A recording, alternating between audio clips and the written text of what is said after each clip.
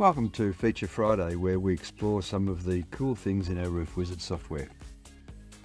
Today I want to look at how we reorganize the annotation of the panels.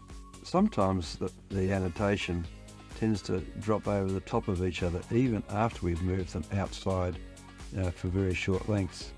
If we come over here to Modify Panels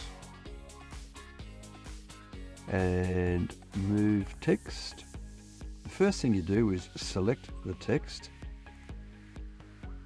move the text to where you want the text to be. Let's say we put the text there, and then see how we've got the cursor attached to the point.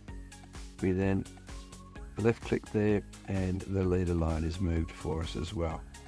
So we might want to move this one just for fun and put it over there, and so you go.